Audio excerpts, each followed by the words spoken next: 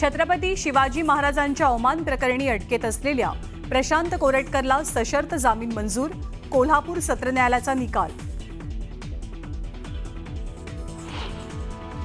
पुण्यातील गर्भवती महिलेच्या मृत्यू प्रकरणी धर्मादायचा अहवाल मुख्यमंत्र्यांकडे सादर, अहवालात डॉक्टर घैसास यांच्यासह डॉक्टर धनंजय केळकरांवरही ठपका। खासदार सुप्रिया सुळेंचं उपोषण अखेरीस मागे, रस्त्याच्या कामासाठी पुणे जिल्हाधिकारी कार्यालयासमोर तब्बल 7 तास उपोषण।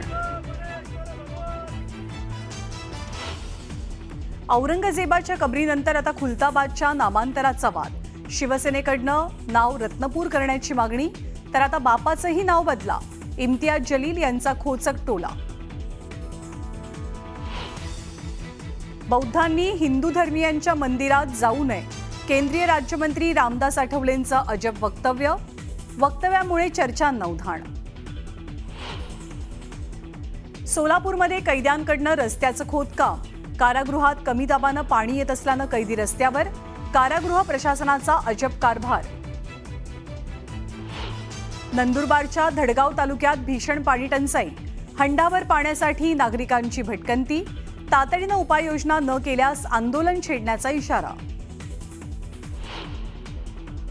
गुजरातमधील काँग्रेसच्या अधिवेशनातनं राहुल गांधींनी पुन्हा उचलला जातीय जनगणनेचा मुद्दा, तर वक्फ सुधारणा कायदा म्हणजे संविधानावर हल्ला, राहुल गांधींचा घणाघात। आरबीआयकडनं रेपो रेटमध्ये कपात, रेपो रेट 6.25 वरनं 6% ईएमआय होणार कमी।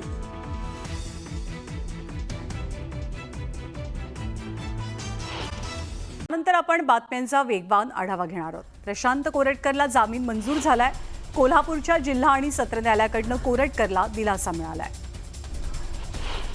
तुळजापूरमधील ड्रग्ज प्रकरणाला वेगळं वळण देण्यासाठीच पुजाऱ्यांचं नाव घेतलं जातंय असा आरोप पुजारी वर्गानं केलाय। पुजाऱ्यांना विनाकारण गोवलं जात असून पुजाऱ्यांची बदनामी सहन केली जाणार नाही असा इशाराही पुजारी वर्गाकडनं दिला जातोय। ड्रग्ज प्रकरणामध्ये आपला मुलगा आणि सख्खा भाऊ जरी असला तरी कारवाई करा अशी मागणी ओमराजे निंबाळकरांनी केली आहे। इतका मोठा विषय भाजप आमदार राणा पाटील यांनी विधानसभेत उपस्थित का केला नाही असा प्रश्न विचारत त्यांनी राणा पाटलांवर हल्लाबोल केला। राजस्थानात एका दलित युवकानं हिंदू धर्माच्या मंदिरात प्रवेश केल्यामुळे तेथील भाजपच्या एका नेत्यानं त्या मंदिराला गंगाजलानं अभिषेक घातला। यावर बोलताना केंद्रीय राज्यमंत्री रामदास आठवलेंनी अजब वक्तव्य केलंय।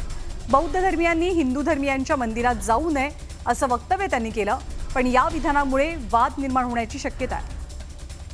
लातूरच्या चाकूर ते घरणी मार्गावरती भीषण अपघात घडला। ड्रग्ज प्रकरणातील आरोपीला पुण्याकडे घेऊन जात असताना आरोपीनं पळून जाण्यासाठी अचानक कारचं स्टेअरिंग वळवलं, त्यामुळे गाडीवरचं नियंत्रण सुटून कार उलटलेली आहे। भिवंडीच्या हायवे दिवे येथील पंडित धीरेंद्र शास्त्री महाराज यांच्या भागवत कथा सोहळ्याला माजी क्रिकेटपटू वीरेंद्र सहवागनं हजेरी लावली। यावेळी दोघांनी क्रिकेट खेळण्याचा आनंद लुटला। आज मध्यरात्रीपासून मुंबई वॉटर टँकर असोसिएशनच्या सदस्यांनी 1500 टँकरचा पाणी पुरवठा बंद करण्याचा निर्णय घेतलाय। केंद्र सरकारनं ज्या अटी घातलेल्या आहेत त्या मुंबईत पाळणं अशक्य आहे, त्यामध्ये सूट मिळायला हवी आणि नाईलाजास्तव हा पाणी पुरवठा बंद करावा लागतोय असं संघटनेकडनं सांगितलं गेलंय। वसई पूर्वेकडच्या ग्रामीण भागातील कामण, देवदळ, कोल्ही, चिंचोटी, सातिवली, गिद्राई या भागामध्ये भीषण पाणीटंचाई पाहायला मिळते। पाण्याच्या मागणीसाठी नागरिकांनी पालिकेवरती मोर्चा काढत निषेध नोंदवला। पुण्याच्या नांदेड सिटी परिसरात एका सोसायटीत तुंबळ हाणामारी झाली। सोसायटीच्या सुरक्षा रक्षकानं तरुणाला बेदम मारहाण केली। सोसायटीच्या नावाचं स्टिकर वाहनांवरती लावण्यामुळे सुरक्षा रक्षक आणि सोसायटीत राहत असलेल्या तरुणांमध्ये वाद झाला आणि या वादाचं रूपांतर हाणामारीत झालं। पुण्याच्या सहकार नगरात खंडणीची मागणी करत एका महिलेचा विनयभंग झालाय। महिलेला पळवून नेण्याचाही प्रयत्न केला गेला। या प्रकरणी पोलिसांनी 2 जणांना अटक केलेली आहे। पिंपरी चिंचवड महानगरपालिकेनं 650 रुग्णालयांना नोटिसा बजावल्यात। रुग्णांकडनं उपचारांसाठी ॲडव्हान्स पैसे न घेण्याचे आदेश दिले गेलेत। ॲडव्हान्स पैसे घेतल्यास रुग्णालयाची नोंदणी रद्द केली जाईल असा इशारा दिला जातोय। नवी मुंबई पालिकेच्या हद्दीत उद्या 14 तास पाणी पुरवठा बंद असेल। मोरबे मुख्य जलवाहिनीवरती वारंवार पाणी गळती होत असल्यानं जलवाहिनी बदलण्याचं काम केलं जाईल। तुर्भेमध्ये सारमाई मातेचा पालखी सोहळा मोठ्या उत्साहात पार पडला। शहराचं आधुनिकीकरण झाल्यानं गाव पण जपण्यासाठी ठाणे बेलापूर पट्ट्यातील आगरी कोळी बांधवांनी मोठ्या उत्साहात हा सण साजरा केला.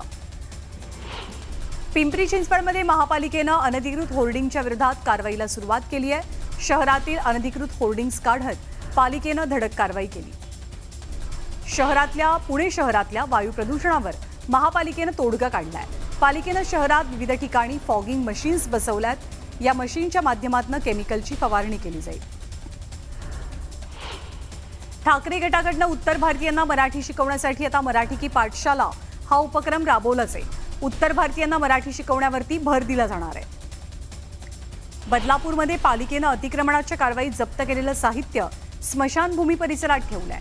दरम्यान नागरिकांच्या विरोधानंतर 8 दिवसात साहित्य काढण्याचं आश्वासन पालिकेकडनं दिलं गेलं. डोंबिवलीतल्या मारहाण प्रकरणात नवीन अपडेट समोर आली आहे. इंग्रजी मराठी वादाचा रंग देत जुन्या वादातनं ही मारहाण झाल्याचा धक्कादायक प्रकार समोर येतोय. पिंपरी चिंचवड शहरातील मोशी परिसरात भंगार गोदामाला मोठी आग लागली. सुदैवानं जीवितहानी झालेली नसली तरी गोदाम मात्र जळून खाक झालंय. श्री क्षेत्र गणेशगड आणि नागनाथ संस्थान नागतळा येथील महंत काशीनाथ महाराज यांनी प्रारंभित केलेला फिरता नारळी सप्ताह बीडच्या आष्टी तालुक्यातल्या बावी दरेवाडी इथे सुरू झालाय. या निमित्तानं बावी दरेवाडी नारळीमध्ये 25,000 भाविकांची पंगत पाहायला मिळाली. नांदेड जिल्ह्यातील किनवट माहूर या तालुक्यात करडईचं पीक मोठ्या प्रमाणात घेतलं जातं. मात्र आता या काटेरी करडईला काढणीसाठी मजूरच मिळत नाहीये.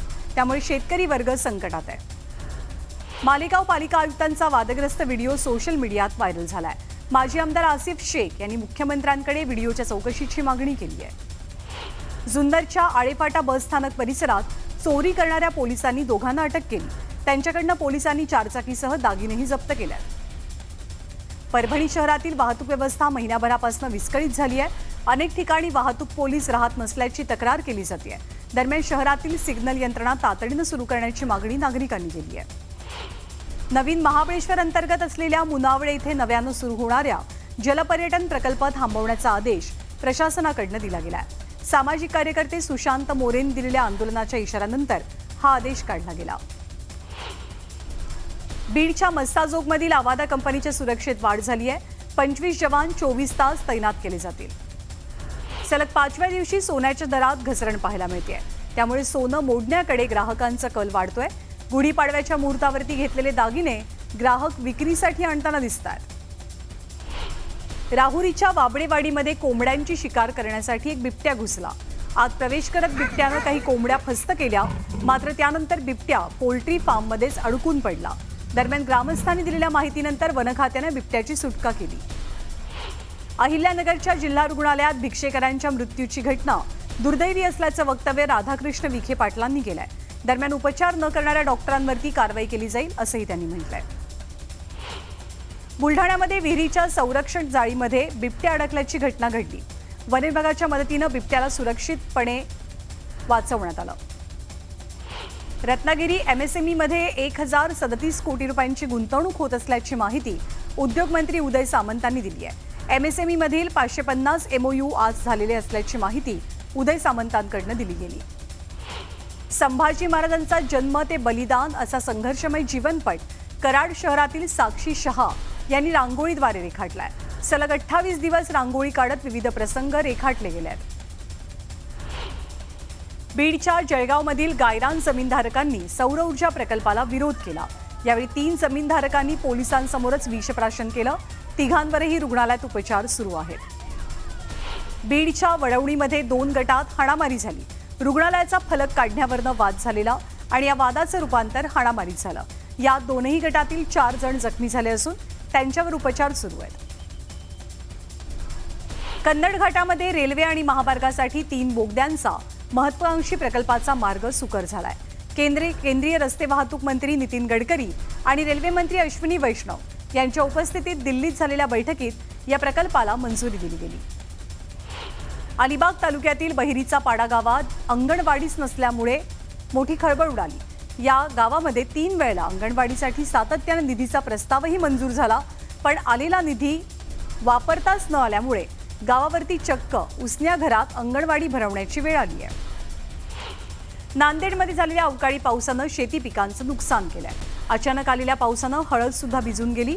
वाऱ्यामुळे केळीच्या पानाची चाळण झाली आहे. त्यामुळे नुकसानीचे पंचनामे करून भरपाई देण्याची मागणी शेतकऱ्यांची आहे. यानंतर एक मोठी बातमी पुण्यात नाही. पुण्यामधल्या नांदेड सिटी मारहाण प्रकरणी एक नवी माहिती समोर येते आणि व्हिडिओ सुद्धा पुढे आलेला आहे. नांदेड सिटी परिसरात असलेल्या एका सोसायटीच्या गेटवर सुरक्षा रक्षकांनी एका तरुणाला बेदम मारहाण केली होती. ज्या तरुणाला मारहाण झाली, आधी त्याच तरुणानं एका वयस्कर सुरक्षा रक्षकाला शिवीगाळ करत मारहाण केल्याचा व्हिडिओ सुद्धा समोर आलाय. नांदेड सिटीमधल्या मधुवंती सोसायटीच्या गेटवर वाहनांवरती स्टिकर लावण्याच्या मुद्द्यावरनं हा सगळा वाद उफाळलेला. दरम्यान नांदेड सिटी प्रशासनानं पोलीस स्थानकात तक्रार दाखल केली आहे आणि पोलीस अधिक तपास करतात.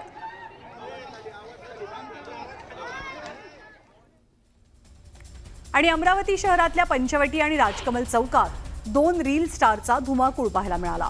दोनही बाजूनं ट्रॅफिक जाम असताना 2 रील स्टार मात्र बेधडकपणे खुलेआम नाचत होते. या दोघांनाही वाहतूक पोलिसांनी रोखलं का नाही असा सवाल उपस्थित होतोय. शिर्डीमध्ये रामनवमीच्या निमित्तानं शिर्डीतनं 49 भिकाऱ्यांना पोलिसांनी ताब्यात घेतलं. त्यानंतर त्यांना खुलं कारागृह इथे पाठवण्यात आलं. त्यातील 10 भिकाऱ्यांची प्रकृती खराब झाल्यामुळे त्यांना जिल्हा रुग्णालयात धाडलं गेलं. मात्र त्यांच्यावरती उपचार न करता त्यांना एका खोलीत डांबून ठेवल्यानं 4 भिकाऱ्यांचा मृत्यू झालाय.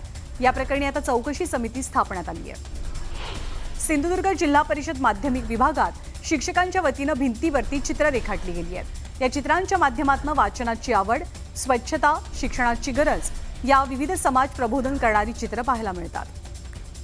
छत्रपती संभाजीनगरमध्ये वैद्यकीय महाविद्यालयाच्या वसतिगृहाचं छत कोसळलंय. सुदैवानं जीवितहानी झालेली नाही. पगारवाढ, प्रवाशांची सुरक्षितता, नवीन बसगाड्या यासाठी बस कामगार संघटनेनं आवाज उठवावा. शिवसेना पक्ष म्हणून आम्ही सर्व जण तुमच्या पाठीशी असू असं प्रतिपादन माजी आमदार वैभव नाईक यांनी केलं. भुसावळमध्ये तापमानात वाढ झाली आहे. तापमानाचा पारा 45 अंशांवर गेलाय.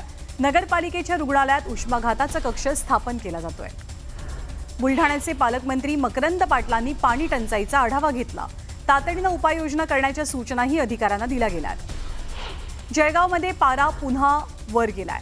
2 दिवसात 2.5 अंशांची वाढ झालेली आहे. जळगावचं तापमान 43.5 अंशांवर गेलंय. उष्णतेमुळे दुपारच्या वेळेस रस्त्यांवरती मात्र शुकशुकाट दिसतोय. जळगाव जिल्हाधिकारी कार्यालयासमोर भारत मुक्ती मोर्चा आणि मुस्लिम संघटनांनी आंदोलन केलं. वक्फ कायदा रद्द करण्याच्या मागणीसह विविध मागण्या केल्या गेल्यात. येवल्याच्या नाशिक छत्रपती संभाजीनगर महामार्गावर कार आणि दुचाकीची धडक झाल्यामुळे भीषण अपघात घडला. या अपघातात दोनही वाहनातले 5 जण गंभीररीत्या जखमी झाले. पंढरपूरला आलेल्या प्रवाशाला कंडक्टरकडनं मारहाण झाली. चंद्रभागा बस स्थानकाजवळ ही घटना घडली. बस थांब्यावरती उतरायच्या आधीच बेल वाजवल्यावरनं दोघांमध्ये वाद झाला होता. शेगाव बस स्थानकासमोर उभ्या करून ठेवलेल्या 2 प्रवासी वाहनांना अज्ञात इसमानं आग लावून पेटवून दिलं. या आगीमध्ये दोनही वाहनं जळून खाक झाली आहेत. अमरावती शहरात भर चौकात रील बनवणाऱ्या जोडप्याचा पोलीस सध्या शोध घेत आहेत. या जोडप्यावरती कायदेशीर कारवाईचा इशारा पोलिसांकडून दिला गेला आहे. शहापूरच्या भातसा नदीत आंघोळीसाठी आणि कपडे धुण्यासाठी गेलेल्या 3घांचा बुडून मृत्यू झाला. मृतांमध्ये एक आई आणि मुलाचा समावेश आहे. गोंदियाच्या रेल्वे स्थानकावरती 2 संशयित व्यक्तींकडनं 9,74,000 किमतीचे दागिने, चांदीचे दागिने जप्त केले गेले आहेत. गुप्त माहितीच्या आधारे रेल्वे पोलिसांनी कारवाई केली. मस्साजोगमधील आवादा कंपनीचं 13 लाख रुपयांचं साहित्य चोरीला गेलंय.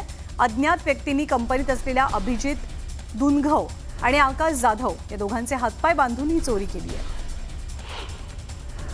रायगडच्या रोहा परिसरात एका वृद्ध महिलेनं नातवासह इमारतीवरनं उडी मारत आत्महत्या केली. या आत्महत्येचं कारण मात्र अस्पष्ट आहे. नागपूरच्या दुर्गावती चौक परिसरात एका फटाका गोदामाला मोठी आग लागली. फटाक्यांमुळे परिसरात अग्नितांडव पसरल्याचं पाहायला मिळालं. डॉक्टर बाबासाहेब